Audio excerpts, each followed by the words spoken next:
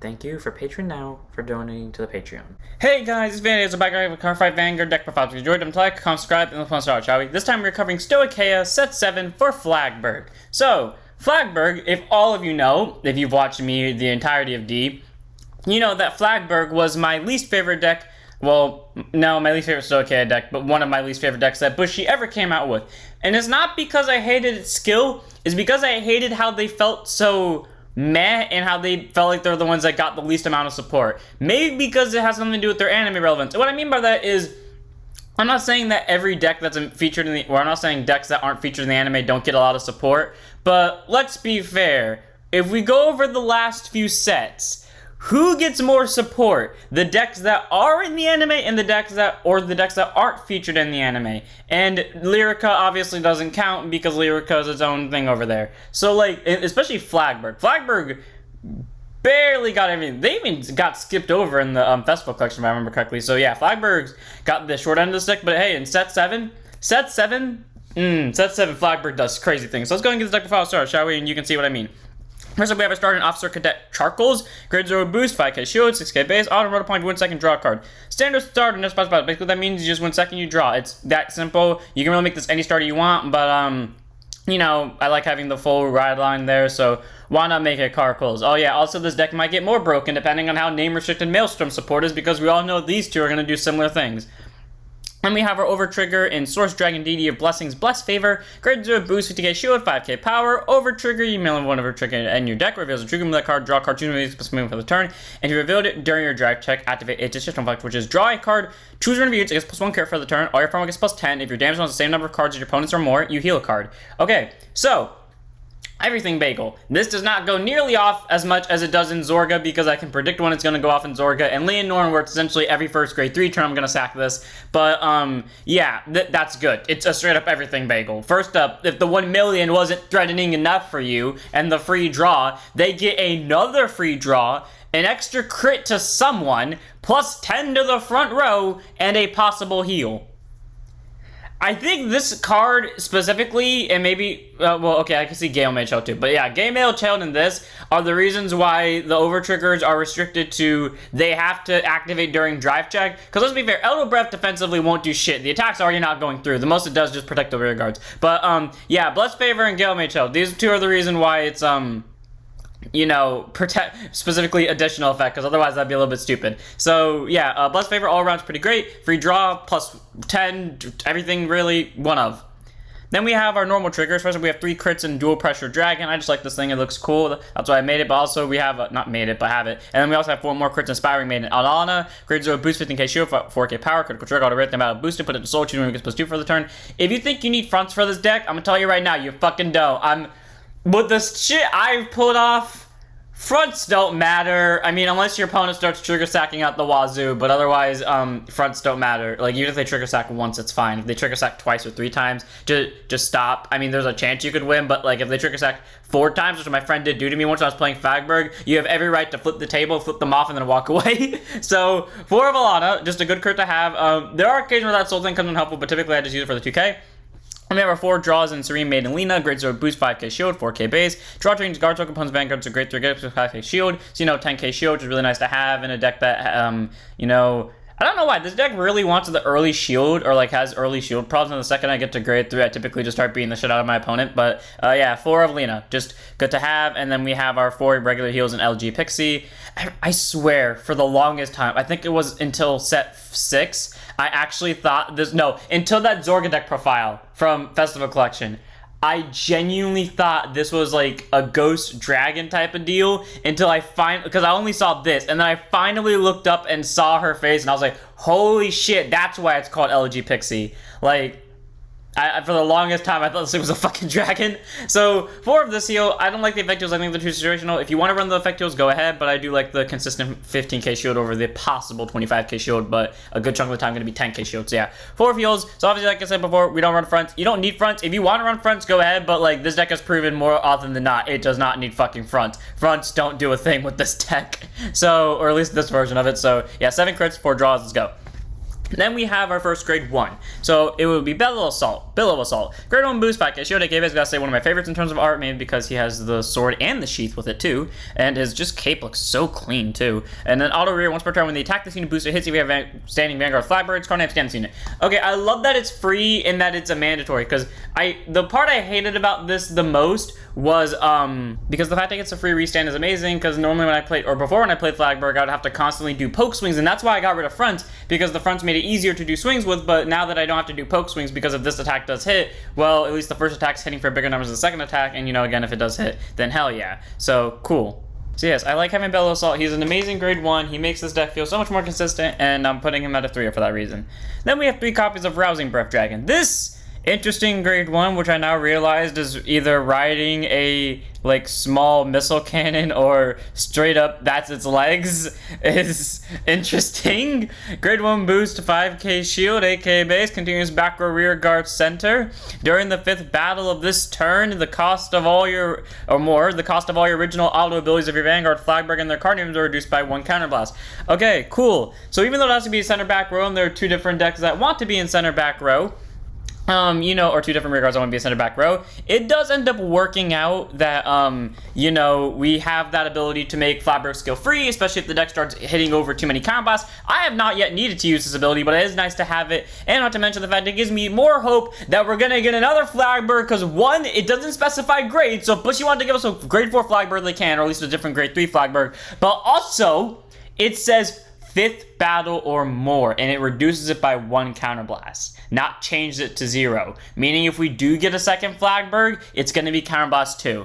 I don't know why I feel so confident in this, but fuck yeah, I love Rousing Breath. He gives me that breath of hope. That wasn't meant to be a joke, it just happened to be that way. But yeah, he gives me that sense that we're gonna get a new Flagberg, and I love that feeling. So 3 of Rousing Breath. Like, even if we don't, he still gives like good support and making it so that we don't have to pay costs when we're retiring stuff.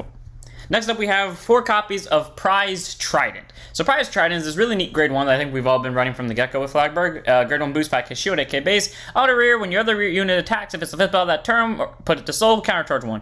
Okay, interesting that he always restricts to the 5th battle. I never realized that. I mean, granted, it never mattered because I've only been playing this guy in standard, and because of it, like, it's only going to go up to the 5th battle, but getting that free countercharge is nice, especially in this deck where soul might become an issue really quickly. So Prized Trident, getting that soul is amazing, and not to mention the fact you're probably going to swing with him on the 2nd and 3rd battle respectively. So all around good grade 1, gets us countercharging for resources, and that does become an issue, like I said, with the mass counterbusters, and gets us souls, so 4 of. Then we have 4 copies of our PG and Planet Prevent Dragon, grade 1 boost for 0 shifts, K base, contains Sentinel, 4 attack and deck, and auto when put on guard circle.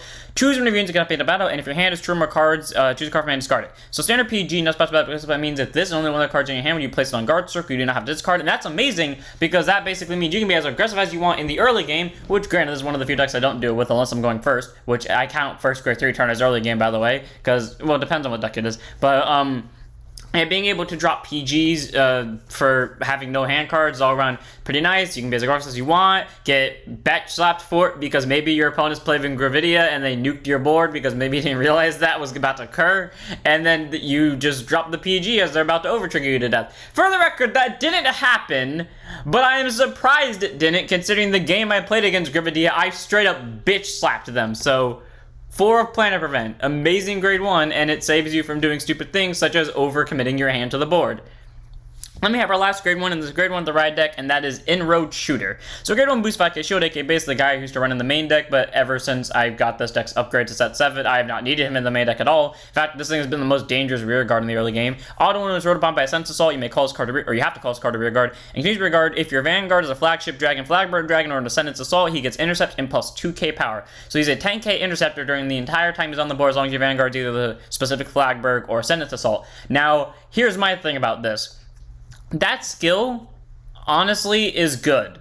And the reason I say it's good is because the intercept actually makes it a threat. Because from what I've seen, every time I play against someone, this is one of the first things they kill. Because they know that when we get to the later game, I'm either going to have a constant 10k booster, or I'm going to have a constant 10k swinger for free who can intercept. And those are 2 dangerous things that, granted, yes, sound very little, and they are very little, but combined with the right factors, they can make the difference. And everyone that has seen me play Flagberg with this deck knows that that one card makes a difference. You do not want to let this card stay on the field past my grade 3 turn. After that, this thing will be the death of you, I swear to you. One of in the ride deck. It seems small, it is minuscule, but I promise you, this one card will be the reason you lose if you let me keep it long enough. One of in road. Then we have our grade 2s. First up, we have 3 copies of Aggress Blue Dragon, grade 2 set 5k shield, 10k base, out of the rear once per turn. At the end of the battle, he attacked into a rear guard. If your Vanguard is a flagship dragon, Flagberg, dragon, soul blast 1 and stand him. Okay. So, here's a fun little notion I just realized about this card. It says attacked a rear guard. We all see where I'm going with this, right? It doesn't specify it has to be the opponent. I'm not saying you can, but if Bushy ever made that call where you could attack your own units because friendly fire, you know, easy restand, because there's a way to shut this down. It's called intercepts. So honestly, I could see Bushy doing that just to make it like easier. So all around, it's good. Granted, it has to be restricted to the regular Flagberg, but hey, still being able to stand is amazing, and costing a Soul Blast kind of like 50-50. He's one of the worst restanders in the deck, believe it or not. Like, if he's the thing on your board, you're probably losing, but he's fine. Actually, that is the weird thing. He was such, like, in my opinion, he was like one of the better restanders of the deck up until now, and then he just gets like scrapped, but whatever. So, David Gus Blue, he's still nice to have for that restand ability, but like I said, if it's between this and any other restander in your hand, pick the other restanders. Not this one, but restand, and it gets a kill rear guard at the same time, so 3 of. Then we have 4 copies of, straight up, in my opinion, the best card in this deck, Tier Knight Alex. I love that name so much, and specifically that spelling too, like the I instead of the E. So grade 2 5k shield, 10k base. Must say I love the little jetpack right here. Auto rear guard at the end of battle. She attacked a Vanguard. If it was second battle of that turn, and you have a standing Vanguard or Flagberg in its card name, Soul Blast 1, stand this unit and it gets plus 5k for them. See, more Flagberg references. I'm telling you, it's happening. It's happening. They're gonna give us another Flagberg, probably a grade 4, considering both the grade 2 and the grade 1 are restricted to it. But or the grade 3 one. But anyways, so yeah, Alex being able to get a restand and plus 5 just by simply attacking the Vanguard. She doesn't have to be boosted is amazing. And some things I like to do sometimes, you know, booster with Bellow. So either the attack hits and I get to stand both of them, or the attack doesn't hit and I made them drop 10k for that battle, and then she just restands and gets another 15 out of it. So now both attacks are hitting for numbers that are at least blockable. So technically they're dropping 15 on Alex. All around, I like her skill a lot. She's amazing, getting that restand guaranteed as long as there's a second battle and as long as I pay the Soul Blast. And as I mentioned, she increases her power, so, you know, I can actually afford to waste a boost on the first battle. In the second battle, even though the second battle won't drop nearly as much, it will still force them to drop something for her unless they say I'll trigger. All around, Alex is amazing, grade 2, and I love her a lot, and I give her a 4 for that. Like, honestly, does work, has been showing the reason why she's here in my deck. Then we have our last grade 2, and that's 1 copy of Ascendance Assault in the ride deck. Grade 2 set 5k shield, 10k base. Auto this ability's cost may be paid by reveal a flagship dragon, Flagberg dragon, or an in-road shooter from your hand. Yeah, that's never going to happen with in-road, so you're just going to field Flagberg. And when this unit is rolled upon by soul blasting another card from him, call it to rear guard, or you just reveal Flagberg / in-road from your hand. Obviously, like I said before, you can't reveal in-road because it's only in your ride deck, so reveal Flagberg, call itself. Great. And then auto rear once per turn when your other rear guard attacks a Vanguard. If your Vanguard is a flagship dragon, Flagberg dragon, counter boss won't stand this unit. Okay. This is good in the early game, honestly, because you don't spend too much counterblast, and it's really good, especially because this is the only card in the deck that counterblast outside of Flagberg. So, like, if that thing's constantly on your board, Rousing Breath is, or not the only other card, there is one other card, but, like, Rousing Breath will be the great card to have in the center if that thing stays alive for most of the game, because that means you can just make your Vanguards restand free, and that means you also get to keep the other counterblast, because the other card requires it to be specifically in back center, so that means you just get to keep up 2 counterblasts for free.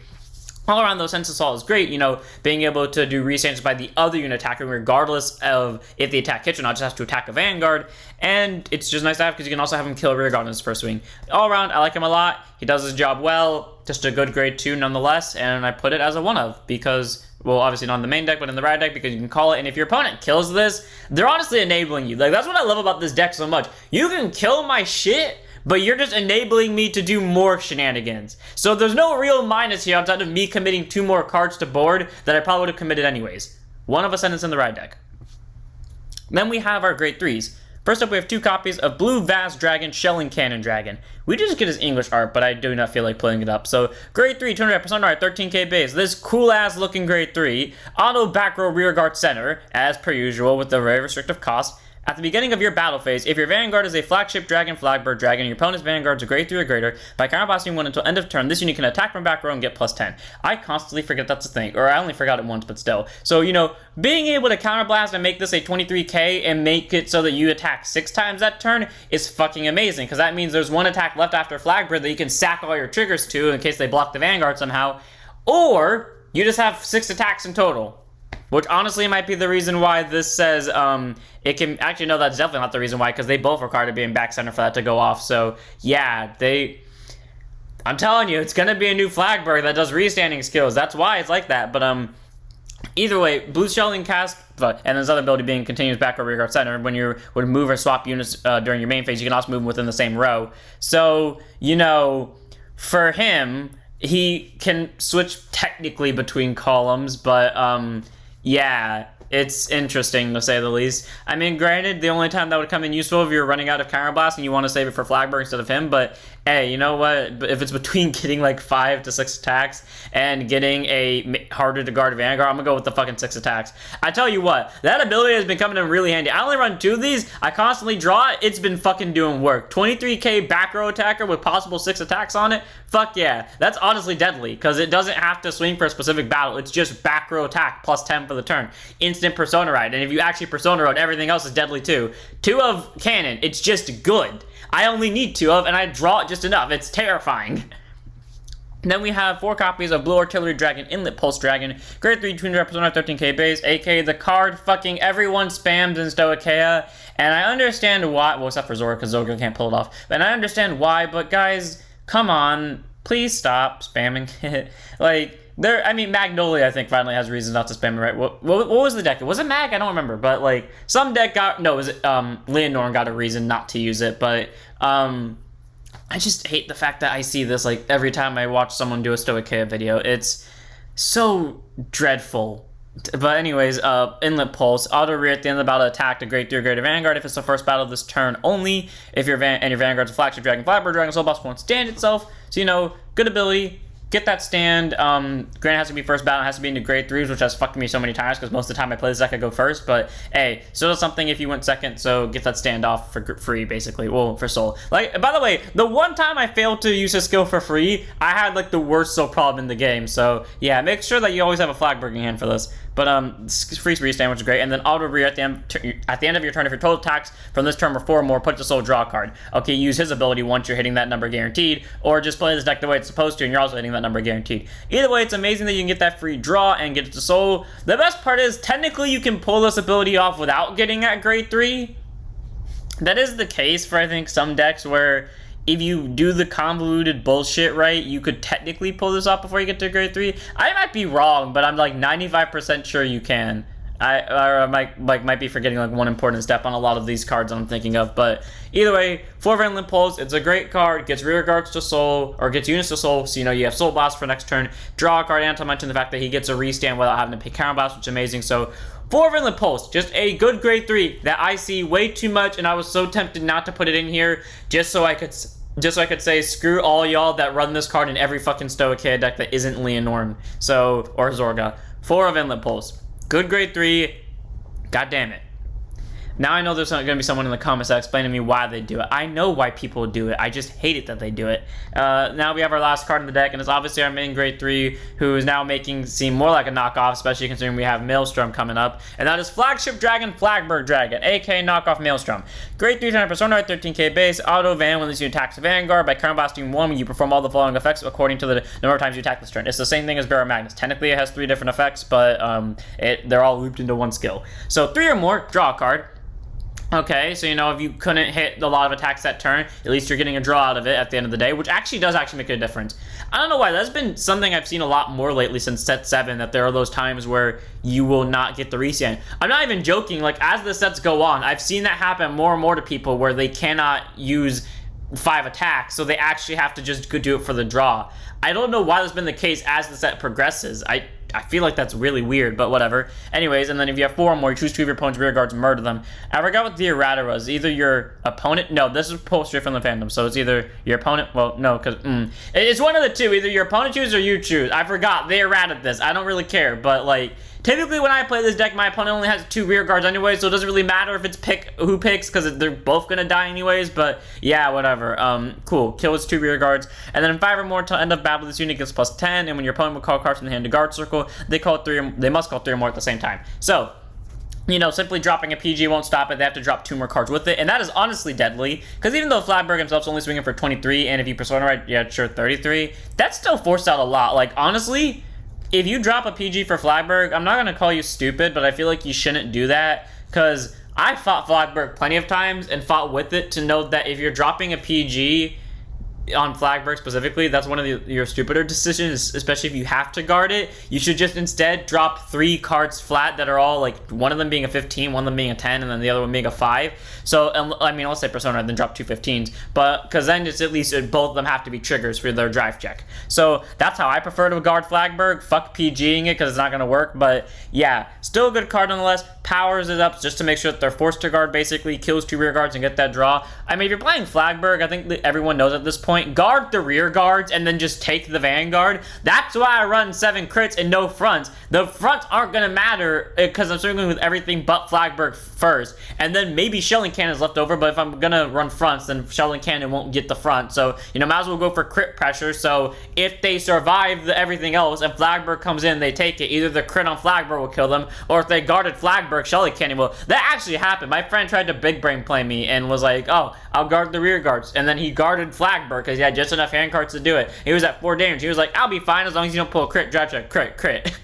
I pulled double crit. I put them all in Shelling Cannon. So, yeah, never fuck with Flagberg, baby. Either way, getting those 2 rear guard kills, getting the +10 with 3 cards drop, and just that free draw if you really need it, all around is amazing, especially if you have Rousing Cannon in the back row, making it all for free. So why not run Flagberg as a 3 of in the main deck, 1 of in the right deck.